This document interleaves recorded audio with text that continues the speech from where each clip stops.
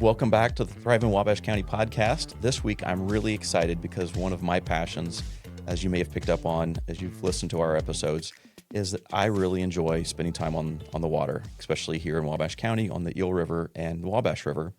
And today I have in the studio two guests with NEIWT, which I am going to assume is a fairly new organization for most of our listeners. In the studio, I have Jess Linder and Kyle Quandt. Ladies, welcome to the podcast. Thank you. Jess, I'll give you an opportunity to introduce yourself, how you've been involved in this organization, and what your current role is.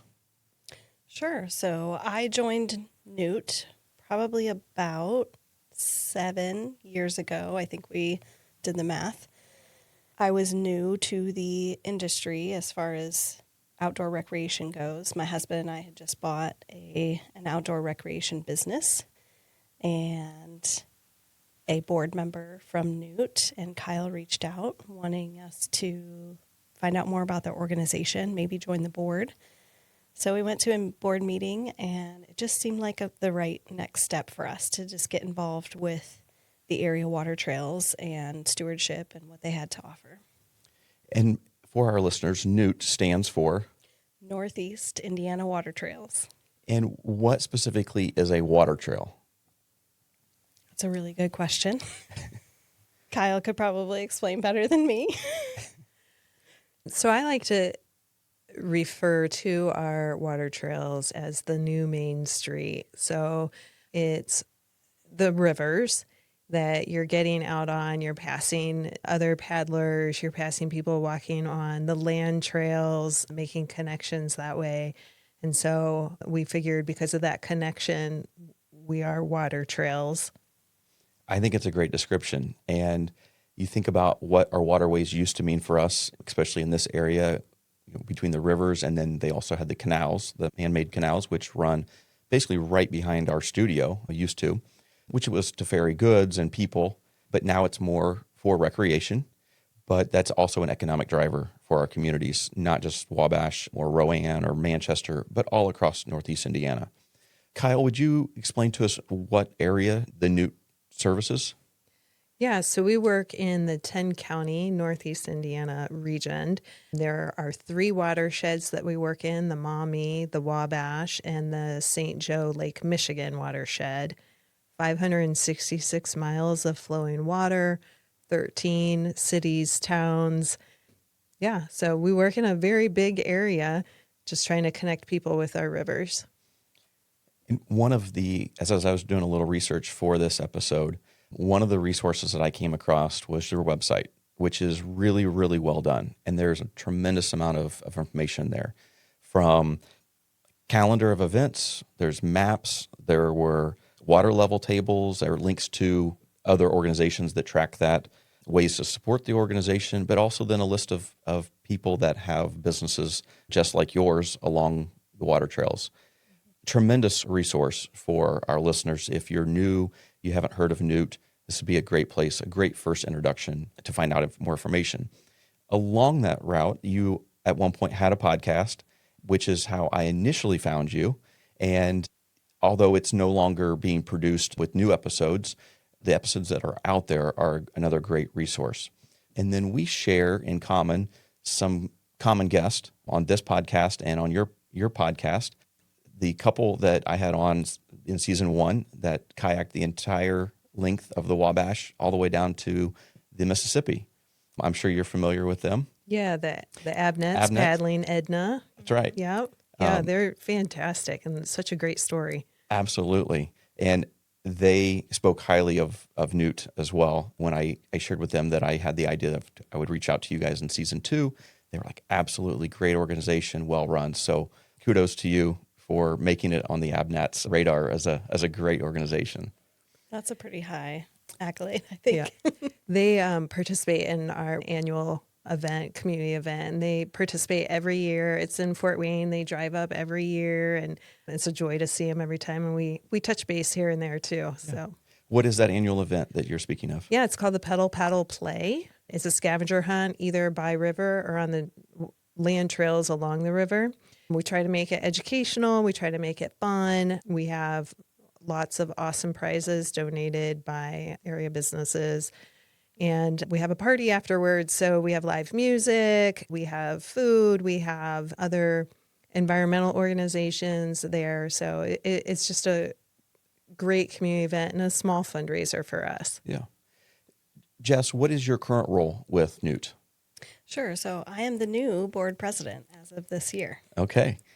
And for our listeners, how would they maybe see the NEIWT's impact in Wabash County, whether on the Eel River or on the Wabash River, or what is in the works here locally? Yeah. So we're really a good liaison, I want to say, organization to connect people to other resources, or like you said, you mentioned the website. We worked hard at getting that to where it is. The interactive map gives you take out or put in points. And like you said, you can reference the water levels, how fast the water is flowing. You can plan your trip effectively using that.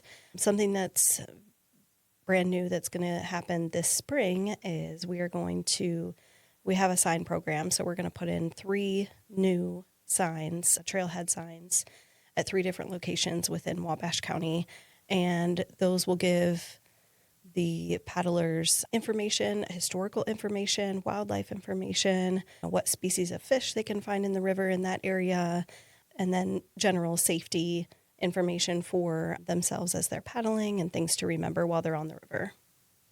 The education piece seems to be important for NEIWT as well. Are you working with young paddlers and families and new people that are just getting out on the water for the first time? It's funny you bring that up. That's something we actually just received a pretty significant grant from the Glaze Foundation. So that's in the works this year. We are going to be starting an intro to paddling program. And our focus is to get young people out on the river and just really hopefully inspire them once they're there, educate them about the environmental impact, water quality, how they can impact that, and hopefully get them excited to get on the river again. We are also going to lay the groundwork for an upcoming program in 2027 that we're going to start with 7th graders. I know that Mike Beecham has talked about that on a previous podcast, basically doing something similar in other areas where we get those 7th graders out on the river and do some education with them through the schools and replicate that in other areas. That is a fantastic program that Mike and the Wabash River Defenders has implemented here locally. When my sons were a little bit younger, I was a chaperone as a parent on that trip. It's so much fun, and the relationships that they have with the Corps of Engineers, because we're on a dam-controlled river, section of river here, they work with them to make sure there's adequate water that day, because it is during the time of year where you may have some shallow waters. But what a cool initiative to educate and get our youth back on the river, because so many of them have never spent a single day or single mile on the river. So kudos to you for bringing that into other areas as well. Oh, thank you. As I mentioned earlier, what our rivers and what our canals used to be for economic impact, to be able to move goods up and down the river. It's still true today that it's an economic impact. You've already kind of referenced the fact that you and your husband have outdoor recreation, kayak and canoe rentals up in northern Indiana. We have here in Wabash, the perfect example is White Rock Recreation. So it is still, the rivers are an economic driver for us. And I think until a few years ago, Wabash County hadn't really taken full advantage of that yet. And it's now a growing benefit that we're using in our community. For sure. Jess, do you want to talk a little bit about your business that you have up in, is it Mongo, Indiana? It is, yeah. What's that called, and what do you guys do? Sure. So my husband and I own Trading Post Outfitters, and like you said, we're in Mongo. It's a very small town right in the middle of the Pigeon River Fish and Wildlife area. So I believe that's the biggest fish and wildlife area in the state, around 12,000 acres. So we own a small campground on site, and then we also do kayak and canoe rentals on the Pigeon River. We have several different trip options. We have a store on site, and then we also own a gas station convenience store in town as well, the Mongo General Store. You guys are busy. Yeah. And we have 2 kids. And a dog and 2 cats. And The rivers and what NEIWT does beyond economic impact, you're also environmental, making sure that we're good stewards of the river. Talk a little bit about what NEIWT is doing in that aspect. So the environmental impact is one of the driving forces behind NEIWT. I have a environmental background. I work in water quality. That's my gig.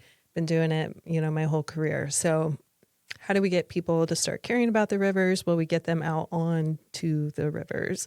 So I mentioned the pedal, plow, and play. We try to always make that educational and fun. So we'll have little facts. Maybe they're finding facts about the wildlife that rely on the rivers, or the fish that are in the rivers, or about, potential pollution that might be affecting the rivers. Part of the Intro to Paddling program, we're going to talk about the ecological part of it. So, to foster the next generation of river stewards.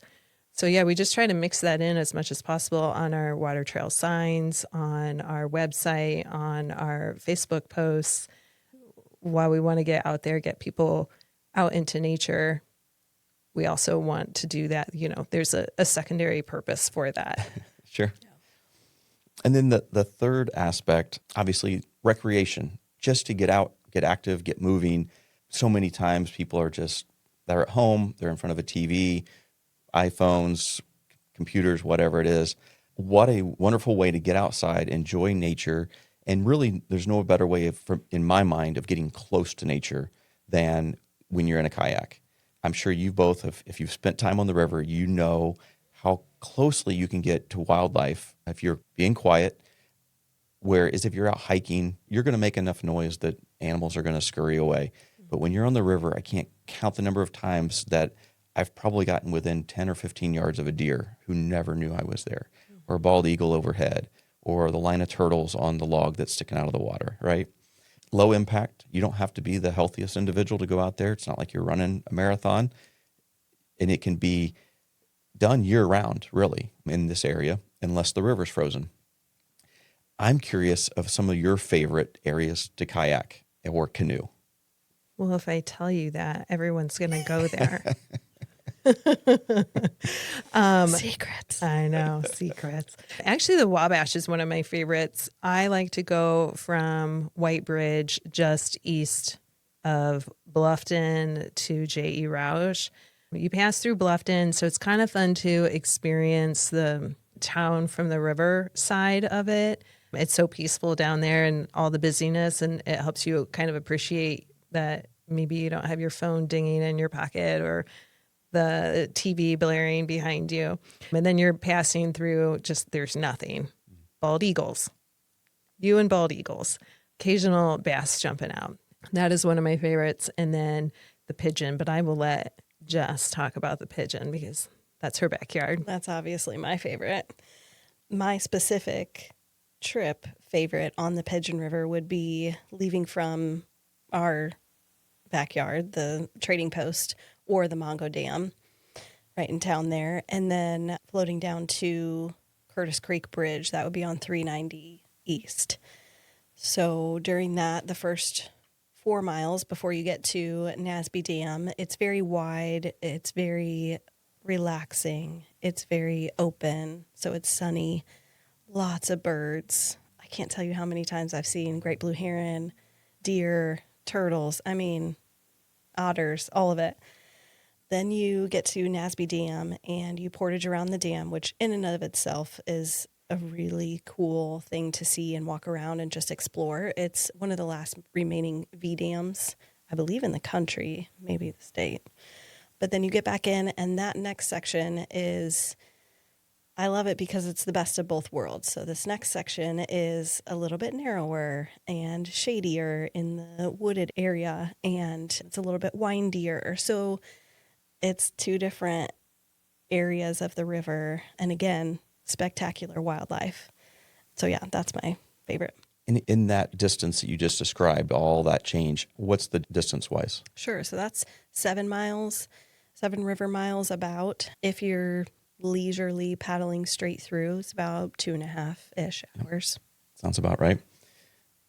My section is here in Wabash County on the Eel River, and I guess the majority of it is in Miami County, just outside of NEIWT's territory, but it's from the Stockdale Mill in near Rowan area on into Miami County towards like Chi-Li and Denver.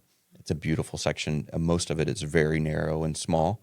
In my mind, it's not heavily traveled, and so that's what I like about it. It's kind of a secret, other than now we're putting it out there on the airways. But. And the fish dam there is super cool to check out. I think at the time there might be more. When it was put in, it was the only one. That's right. It was the first one. Yeah. And so the number of fish that they're now seeing upstream that they didn't before, it's just a super cool experiment that has turned into something more fantastic. It absolutely. It's one of those, I think they call that a low head dam. Mm-hmm. But again, the fish couldn't go upstream of the dam. And so they've put in this almost like switchback that gets the fish from the lower portion up to the upper portion. And you're right, they've been able to study and capture those fish as they've come through to see what is coming upstream. And it's remarkable now how they've implemented that other places. I want us to take a step back and talk about the history of NEIWT, how it got founded and kind of what the reasoning was and how long the organization's been around. Kyle, would you be better off at talking about some of that history? Yeah, probably. I was there from the beginning. At the time, I just started a new job at the Northeastern Indiana Regional Coordinating Council, which I will not say again. It's NERC from here on out. And we were the regional planning organization around DeKalb, Allen, Wells, and Adams County. And our local river rat came into our office, and he wanted to do something on the rivers that really wasn't possible, but it got us thinking, we do need to activate these rivers because these towns are built on these rivers for a reason, but now these towns are working around the rivers instead of with them. And so we got together a group of river users, outfitter owners, academia, watershed groups, and just kind of talked through possibilities. And from that was born Northeast Indiana Water Trails. So that was in 2015. We're able to get the National Park Service to come in and kind of help facilitate the beginning of the organization and our strategic plan. And we've just have grown and moved from there.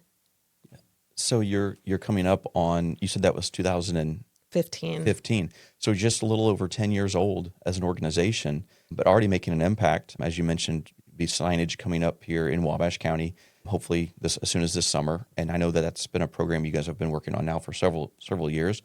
How do you get funding for the organization overall to operate, and then also for specific projects like the signage that's going to happen here in Wabash County? We beg. It really is. It's donor driven. And so we, like I mentioned before, the Pedal and Play is our annual fundraiser. It's a small fundraiser. We started that to just connect paddlers with other paddlers, with nature, and just have community there. But it is a small fundraiser. We go for small grants to help with specific programs, sponsorships of events. We do monthly paddle socials. So we look for sponsors to help with that. Yeah, that's it. We're a not-for-profit, and so just like every other not-for-profit, we're talking to people and convincing them of our importance and the impact we can have in the community and in the environment. And Jess, you're the current president of the board, mm-hmm. And Kyle, you were the past executive director. Is that correct? Well, I've held them all. Okay. Are you are mostly volunteer-driven organization, or do you have any full-time staff? No, we're all volunteer. So up until 2024, it was just the board that did everything, and we're an all-volunteer board. In 2024, we were able to hire a part-time contract with a part-time person to help with some things, and we actually, just today, we have a new employee development director to help us with some of that fundraising that we need to do, because we're serving such a large area and we have very lofty goals. We have a lot we want to do and a lot that needs to be done. And so we're hoping to be able to raise enough money to hire full-time staff and have a greater impact. And like you said, like most nonprofits, they're begging for financial contributions, but also for volunteer hours as well. And so I'm sure that if somebody has time and passionate about this same type of thing, if they got in touch with you, you would find something for them to do. Yes, we have something for everybody. Some examples are our monthly paddle socials. We're always looking for people to help lead those. We like to make it as easy as possible. So to shuttle people from the put in and takeout. Photographers, we're always looking for great pictures of the different rivers. Marketing. We have 2 committees. We have a marketing and fundraising committee, and then we have an event planning committee. So we're always looking for volunteers to join those. They usually meet monthly. We're also looking for board members too. Okay. And I did see on the website there is like a support tab on the website as well. So I'm imagine if somebody wanted to make a financial contribution, they could do that through the website. Yes. You make that nice and easy. Yes. Including, I think, if I remember it right, ongoing kind of monthly or annual contributions automatically. Yep. So if you're listening, you're passionate about time on the river, about whether that's the economic benefits, the recreational benefits that it provides, feel free to go on, check out the website. Like I said, the maps, the interactive maps that you have, links to other outfitters is really, really phenomenal. What is something that you think most people misunderstand about our rivers that run through Northeast Indiana? Oh, that's a good question. I think the most common thing is that because they're brown, they're dirty. Oh, do tell. Explain this. Most of our rivers that are brown because of sediment runoff, also because of the clay bottoms. So we don't have rock bottoms, we have clay bottoms. They're likely gonna, it's reflecting the clay bottom. We're mostly agricultural in Northeast Indiana, so there is sediment runoff. Would I drink directly out of the river? No. But I have my large handy dandy water bottle to cover me there, and it is perfectly fine to get out there and paddle. It's safe, and the fish are living in it. They're going to come say hi. The eagles are eating out of it, the blue herons, the turtles. It's so beautiful to be out there. That don't let the color of that river scare you, because it's clean for all of us to paddle on. This was several years ago, but I had posted a photo on Instagram. I was out on the river one early morning, and that's my favorite time to be on the river.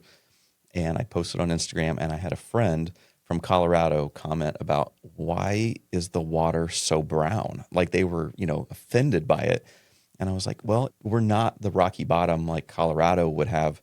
And again, it doesn't look as clear, but the water really is clean.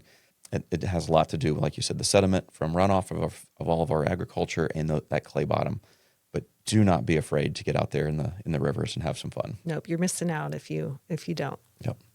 I think the other thing that I think people may not understand is that it can be for everyone. It's not for people that are only, in really good shape. Like you can paddle a 4-mile trip in, an hour and a half, 2 hours. Like it doesn't have to be this big thing. Just getting out there and experiencing it in little bits can really change your aspect, your perspective, and maybe more than that.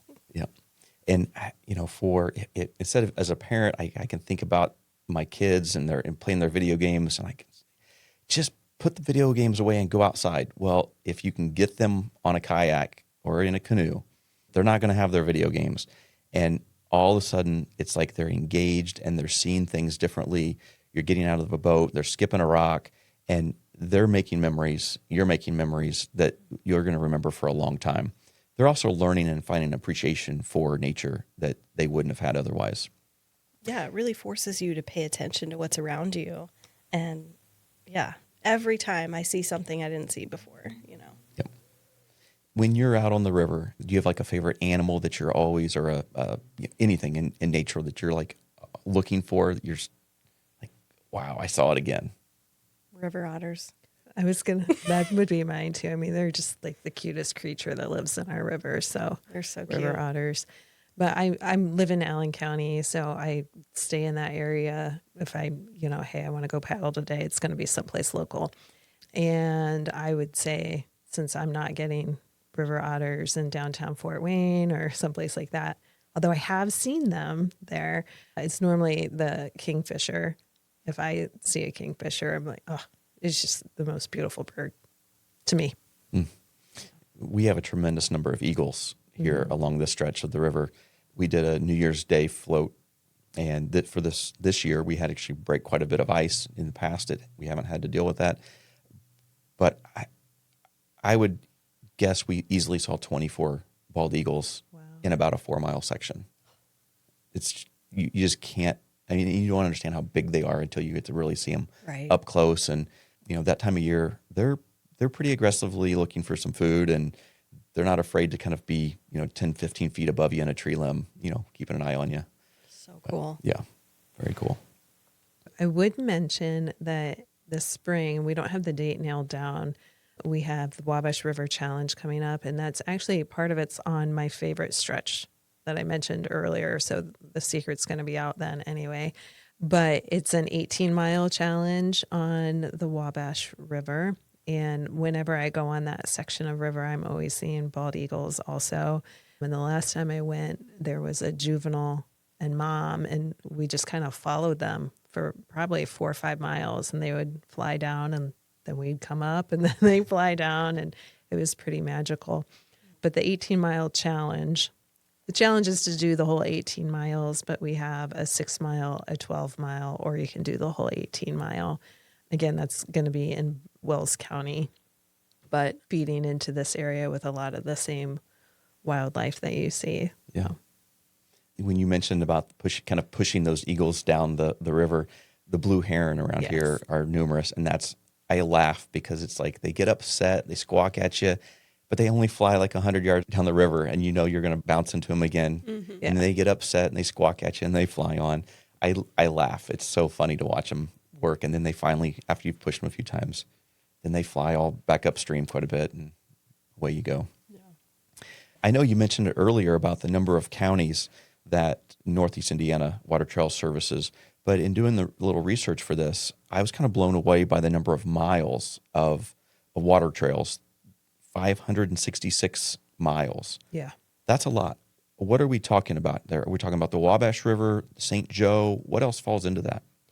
So those are the flowing waters that you can navigate easily. So there's, Northeast Indiana is so water rich. There's far more flowing water areas, but that mostly is the larger rivers. So there's the Fawn and the Pigeon, which are both up north, both beautiful. Cedar Creek, St. Joe, Maumee watershed, the Maumee River, St. Mary's, Mississinewa, Wabash, and Salamone. I think I nailed it. I think you did. Yeah, it's a lot. There's 87 access sites that are public that you can use. They're all labeled on our website, also on the map there. And that's another thing that we do is we help facilitate the installation of new access sites. The DNR has a goal of 1 every 10 miles.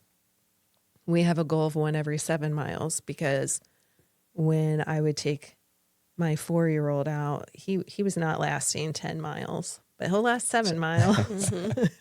So to make it more of a family activity, we would like to have 1 every 7 miles, and we're getting there. We've helped with the installation of 3 in the last 10 years, but yeah, that all costs money, and you need to find the right partners and people to give you land. Yep.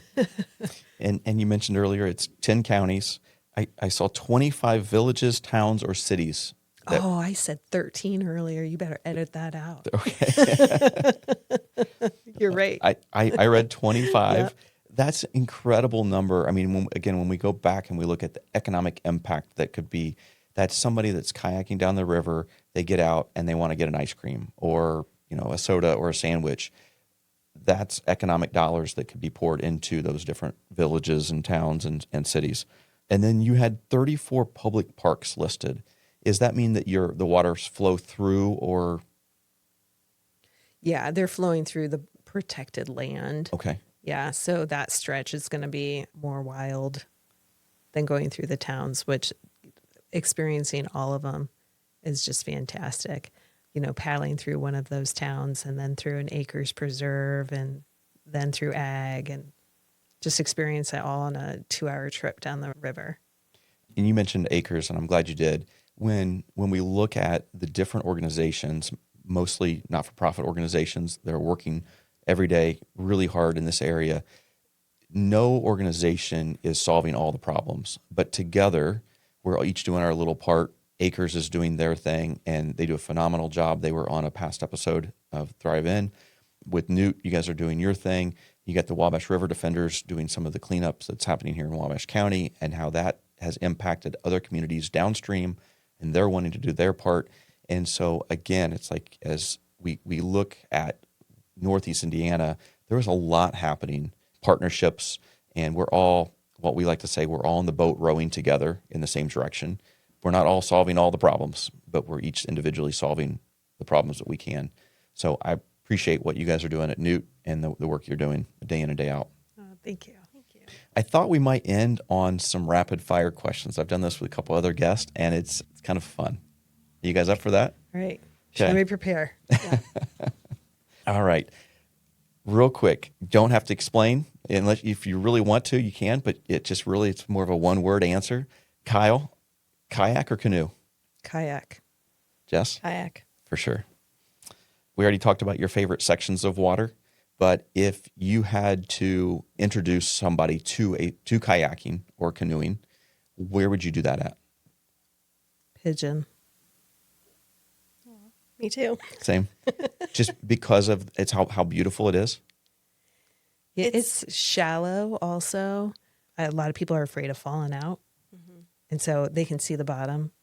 Okay. It's just a real comforting place.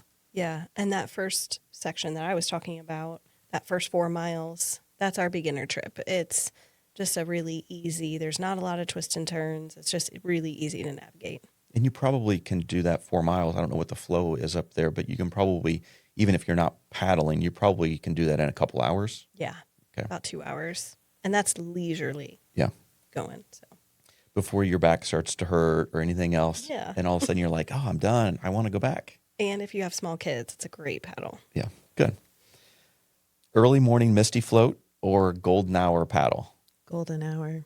Golden hour. Oh, I'm standing alone on that one. I like the early mornings. Best small town in Northeast Indiana for a Saturday afternoon? Oh, I'm going to go with Wabash. You don't have to say that just because you're on the ThriveIN Wabash County podcast. Wabash is just such a cute town. There's so many awesome businesses and cafes and the Eagle Theater. We do have a lot going on. Yeah. Thank you for recognizing. I'm not as familiar with a lot of the small towns in Northeast Indiana. I'm going to go with Shipshewana because that's up by me. And there's just so much to do and so much history and cool stuff. Yeah. What's something that Northeast Indiana does better than people realize? I would say community. I'm from Indiana, but not this area. And when I moved here, I was blown away by the community, the welcoming people that reached out, and, it was just unbelievable. I was actually going to say the same thing. And I don't know if it's because we've known each other so long, so on this board, but really? Our answers are all the same. It's true though. It's Hoosier hospitality, but it's on steroids up here in this area of the state. Mm-hmm. I didn't grow up here in Wabash either. I've been up here roughly 20 years, but it's different up here. And obviously we're huge cheerleaders for Wabash County, but we know that if Wabash County is doing well, Huntington County is doing well, Allen County is doing well, or vice versa. And so we are happy that as a team, Northeast Indiana is working together, and there are collaborations like NEIWT that cover this entire area. So I totally agree, though. Community, that kind of selfless effort towards projects, all of that is really on steroids up here in this area. What's a Northeast Indiana business or organization that more people should know about besides NEIWT? Oh gosh, that's really hard because there are so many amazing small businesses, watershed groups. I don't think I can answer just one. I mean, I can say Well Grounded Cafe in Huntertown because I like to call it the room where it happens. Everything happens in that place, and community and meetings, and fantastic. What was the name of that cafe? Well Grounded. Well Grounded. Okay. Yeah. That's so hard.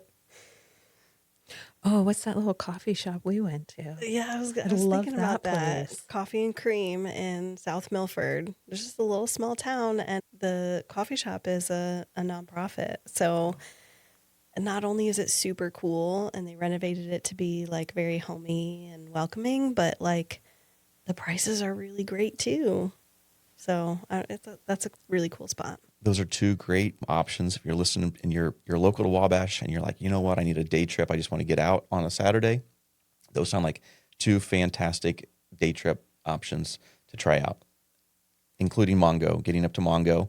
That's right. When it's nice and warm out, rent a kayak, canoe, and go float.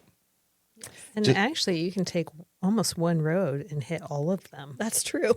You just go up State Road 3. Yeah. You can hit Coffee and Cream on the way there and then come on down to Trading Post. And Well Grounded first. There you go. And then, yeah. And there's also a couple wineries when you get up in that part of the state as well. Yeah, you're going to pass two wineries, right? Mm-hmm. Yeah.